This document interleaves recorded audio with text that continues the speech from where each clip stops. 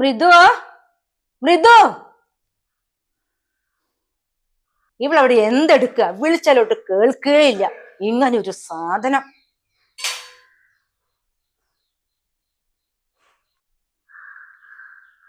എന്താ അമ്മേ വിളിച്ചോ? സമയം എത്രയെന്ന് പറഞ്ഞിട്ടാ? നീ അച്ഛൻ ഇത്ര നേരം ചായ കൊടുത്തിട്ടുണ്ടാവും. മരുന്ന് കഴിക്കേണ്ട ആളല്ലേ അത്? ഒരു ബോധമില്ലാത്ത സാധനമാണല്ലോ നമ്മുടെ വീട്ടിൽ വന്നത്. നീ എന്ത് വിവരങ്ങളെ പറഞ്ഞത്? ഞാനല്ല ഇപ്പൊ ചായ കുടിച്ചത്. അത് മോളിലെടുത്തെന്ന് നീ എന്തെങ്കിലും വിവരങ്ങൾ പറയാ. പിന്നെ നീ ഇനി ഇവിടെ എന്ത് നോക്കി നിൽക്കുക? ഒരു 12:30-12:45 ചോറും കറിയൊക്കെ ആവണം. അച്ഛൻ മരുന്ന് കഴിക്കുന്ന ആളാ. ഒരു 12:50 ടേബിളിൽ കൊണ്ട് വെച്ചോ. അച്ഛന് മാത്രം പോരെ, എനിക്കും എടുത്തു വെച്ചോ. ഇല്ല അമ്മേ, ഞാൻ പച്ചക്കറിയൊക്കെ അരിഞ്ഞോണ്ട് നിൽക്കുക. 1 മണിയാകുമ്പോഴേക്ക് ചോറും കറിയൊക്കെ ആക്കാം. നീ എന്ത് മനുഷ്യത്തെളി? ആ കുട്ടി കുറച്ച് പാവാണോ നീ തലയിൽ കയറി നിൽക്കുക. നീ മര്യാദയ്ക്ക് ആ കുട്ടിയെടുത്ത് കണ്ടു അറിഞ്ഞ് പരിപാലിക്കുക.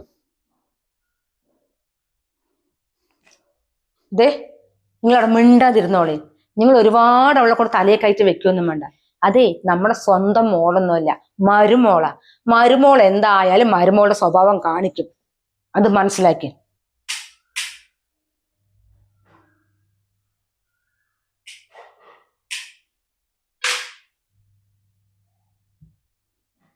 മഞ്ചേ, നമ്മുടെ മോന്റെ കല്യാണം കണ്ടിട്ട് 5-8 മാസമായത്. എന്തെങ്കിലും കുട്ടി നമ്മളെ പറഞ്ഞിട്ടുണ്ടോ? എന്തു നന്നായിട്ട് പഴകുന്നത്? നമ്മുടെ മോനെ പോലീസുകാരൻ 10 ആളെ ബഹുമാനിക്കുന്ന ഒരു ജീവനക്കാരനാ. അപ്പൊ അവന്റെ ഭാര്യയല്ലേ ഇവള്. അവൾ നമ്മളോട് താഴണ്ട. പിന്നെ നമ്മുടെ മോൻ പോലീസുകാരാണെന്നേ, ആ കുട്ടി നേഴ്സാ. നമ്മളുടെ മോനെക്കാട്ടി കൂടുതൽ പഠിച്ചിട്ടുള്ള ആ കുട്ടിയാ. അത് നീ മനസ്സിലാക്കുക. ഓ, നേഴ്സ് പറഞ്ഞപ്പോഴേ എനിക്ക് ഓർമ്മ വന്നത്. എന്റെ BP ഒന്ന് ചെക്ക് ചെയ്യണം കേട്ടോ. എങ്ങനെ എനിക്കിവിടെ സമാധാനം ഉണ്ടാവും? എന്റെ BP ഒക്കെ കൂടിയെന്നാ തോന്നുന്നത്. ആകെപ്പാടെ ഒരു മോനുള്ളത് കല്യാണം കഴിച്ചിട്ട് വന്നു. അത് എന്ന് വീട്ടിൽ കയറി അന്ന് തുടങ്ങിയ എന്റെ സമാധാനം മുഴുവനും പോയി.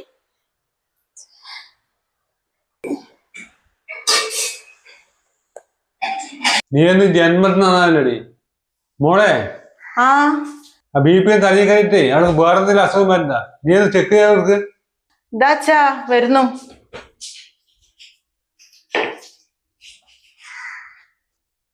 എന്താ അമ്മേ, BP ചെക്ക് ചെയ്യണോ? ഒന്ന് ചെക്ക് ചെയ്. എന്തൊക്കെയോ തലചുറ്റും എന്തൊക്കെയോ ചെയ്യുന്ന മാതിരി ഉണ്ട്. ഒന്ന് വേഗം വാ. അമ്മേ ഇപ്പൊ നോക്കാം.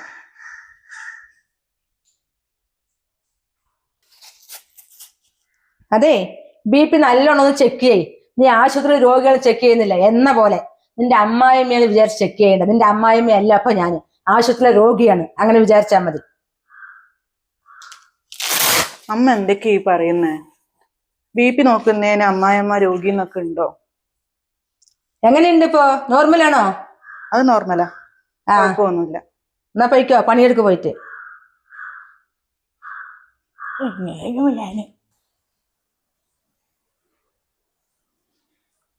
എന്തൊക്കെയാണ് നീ പറയുന്നത്? BP നോക്കുന്നതെന്ന് പറയാം, അവസാനം അവൾക്കെന്നെ കുറ്റുവാ. അതൊന്നും അല്ല അച്ഛാ, എനിക്കറിയാം. ഞാനിവിടെ വന്നപ്പോ തൊട്ട് അമ്മയ്ക്ക് എന്നെ തീരെ ഇഷ്ടമല്ല. എന്നോട് ഇങ്ങനെയല്ലേ പെരുമാറുന്നത്.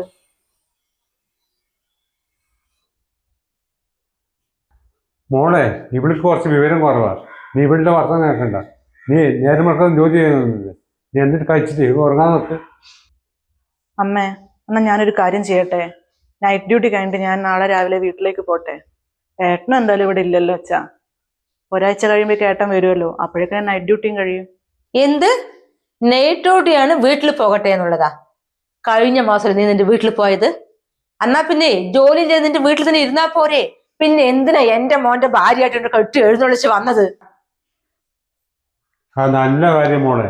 നീ ഡ്യൂട്ടി കഴിഞ്ഞേ നേരെ വീട്ടിൽ കേട്ടാ. നിങ്ങൾക്ക് വല്ല ഭ്രാന്തുണ്ടോ മനുഷ്യ? അവൾ ഇട്ടുങ്ങളുടെ വീട്ടിൽ പോയാലേ ഇവിടുത്തെ പണിയൊക്കെ ആര് ചെയ്യുമെന്ന് പറഞ്ഞിട്ടാ? ചോറും കറിയൊക്കെ ആരുണ്ടാക്കി തരും നിങ്ങൾക്ക്?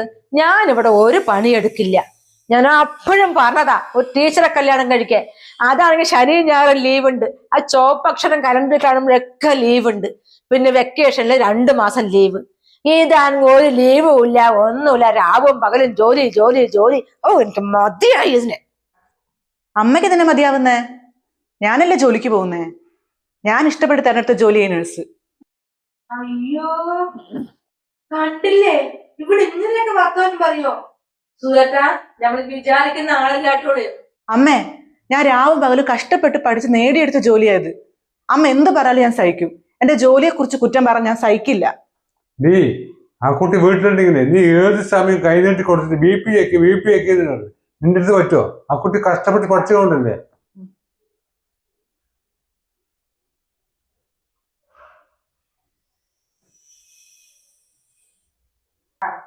ഹലോ, ആ ചേട്ടാ, ഏട്ടൻ കണ്ണൂരിൽ നിന്ന് എപ്പോഴാ വരിക?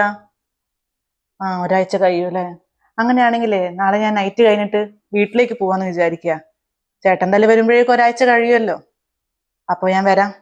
ഞാൻ ഇവിടെ പറഞ്ഞിട്ടുണ്ട്, അച്ഛനമ്മയോടൊക്കെ പറഞ്ഞിട്ടുണ്ട്.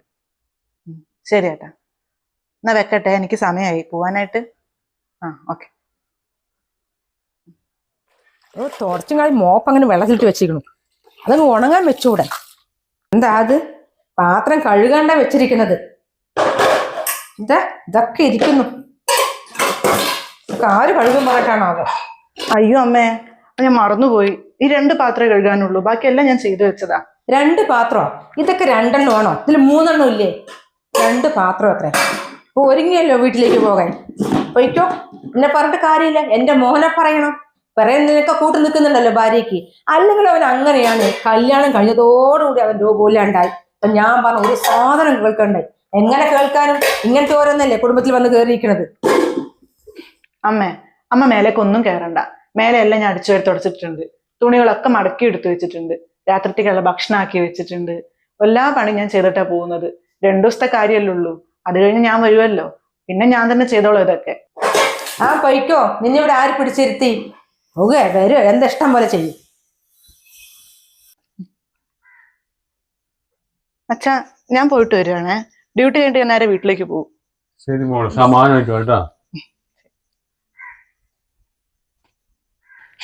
ചേച്ചി, നീ എന്താ ഈ സമയത്ത് വിളിച്ച്? അതെന്താ കരച്ചില് പോലെ? എന്തു പറ്റി? മരുമോൾ എന്തു പറഞ്ഞ്? ഈ കല്യാണം കഴിഞ്ഞു 1.5 വർഷമല്ലേ ആയിട്ടുള്ളൂ.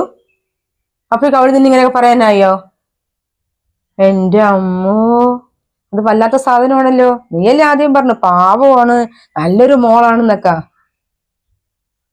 അവനെന്ത് പറയുന്നു? ഈ ഇന്നത്തെ ചെക്കന്മാരല്ലെങ്കിലും അങ്ങനെ തന്നെയാണ്. പെമ്പിള്ളേർക്ക് കൂട്ടു നിൽക്കുക. നമ്മളെ പറയുന്നതൊന്നും കേൾക്കില്ല. എന്റെ മോളെ, ഇവിടെ ഒരുത്തി കയറി വന്നിട്ടുണ്ടല്ലോ, ഒരു വസ്തു ചെയ്യില്ല. എല്ലാ പണിയും ഞാനാ ചെയ്യുന്നത്. ഇതാ എന്നിട്ട് വീട്ടിലേക്ക് പോയിരിക്കുകയാണ്. അമ്മയെ ഒന്നും ചെയ്യണ്ട പറഞ്ഞിട്ട്. എന്തെങ്കിലും ഇവിടെ ചെയ്തിട്ടുണ്ടോ? ഇനി അടുക്കലും തുടക്കലും ചോറ് വെക്കലും കറി വെക്കലും എല്ലാം ചെയ്യണം. ചേച്ചി, നീ നോക്കിയും കണ്ടൊക്കെ പെരുമാറാ പെണ്ണിന്. വരുമ്പോഴേക്കും തലയെ കയറ്റി വെച്ചു. അത് ആരോ വന്ന് ബെല്ലടിക്കണു. ഞാൻ പോയി നോക്കട്ടെ. ശരി കേട്ടോ, എന്നാ ശരി.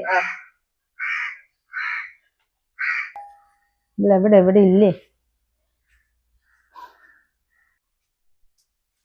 ഇവളെവിടെ പോയി? നീയാണോ വന്ന് ബെല്ലടിച്ചത്? ഞാൻ ചേച്ചി വിളിച്ചിട്ടുണ്ടായിരുന്നു. അപ്പോഴാണ് സംസാരിച്ചിരുന്നത്. മേലെയായിരുന്നു അല്ലേ? കയ്യും കാലൊന്നും മര്യാദക്ക് സുഖമില്ല. വരുമോൾ എവിടെ?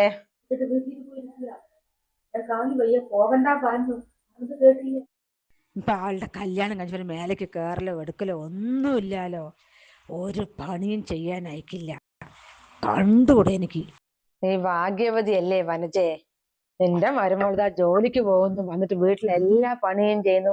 ഞാനിത് വരുമ്പോ കാണാം ഈ കുട്ടി ഇവിടെ ഓടി ഓടി പണിയെടുക്കുന്നത്. നീ ഞങ്ങളുടെ അടുത്ത കാര്യം ഒന്ന് ആലോചിച്ച് നോക്ക്.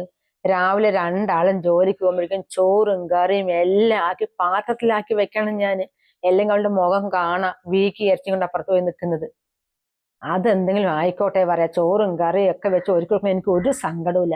ഒരു ശമ്പളം കിട്ടിയാലേ ഒരു 10 രൂപ എന്റെ കയ്യിൽ തരേണ്ട വനജയെ. ഒന്നും തരില്ല. എന്തെങ്കിലും പച്ചക്കറിയും സാധനങ്ങളൊക്കെ വാങ്ങിയിട്ട് വരും. അത് അവരിവിടെ കൊണ്ട് വെക്കും. അതന്നെ നമ്മളെടുത്ത് വെക്കുക എടുക്കുക. നമുക്ക് എന്തെങ്കിലും ഒരു വേണ്ട സാധനങ്ങൾ വാങ്ങിക്കാനോ, ഒരു മീൻ വരുമ്പോൾ നല്ല മീൻ കണ്ട് നമ്മൾക്ക് വാങ്ങിക്കാനോ ഒന്നുമില്ല. അവർക്ക് മീൻ വേണ്ടെങ്കിൽ മീൻ വേണ്ട.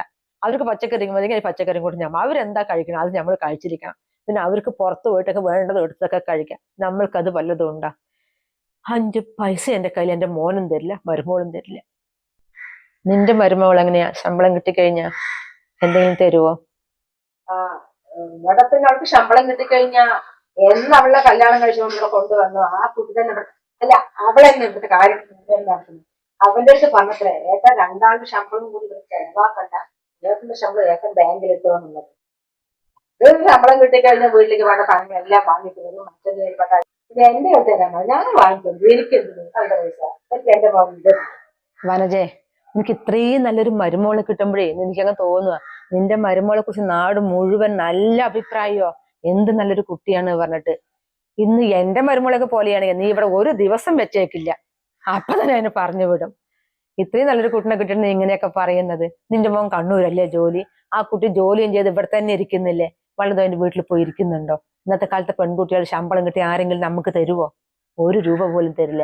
അങ്ങനെയുള്ളവിടെ അവന്റെ ശമ്പളം എടുത്തു വെക്ക്, ഏട്ടന്റെ ശമ്പളം എടുത്തു വെക്ക്, എന്റെ ശമ്പളം കൊണ്ട് കുടുംബം എന്നൊക്കെ കഴിയാന്ന് പറഞ്ഞാലേ അത് അപൂർവ.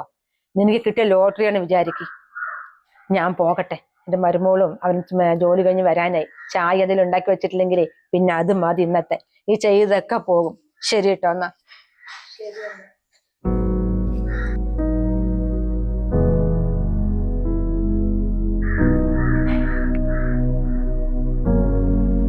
അമ്മേ അമ്മേ അയ്യോ, മോളെത്തിയോ?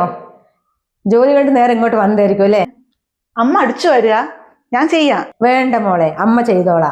മോള് ഡ്രസ്സൊക്കെ മാറ്റി റെസ്റ്റ് എടുക്ക്. അപ്പൊ അമ്മ ഒന്ന് ചായ ഉണ്ടാക്കി തരാട്ടാ. ശരി, അമ്മ അടിച്ചു വരിക്കോ, ഞാൻ ചായ വെച്ചോളാം. ദൈവമേ, ഈ അമ്മയ്ക്ക് എന്താ പറ്റിയേ? ഞാൻ കാണുന്ന സ്വപ്നമാണോ?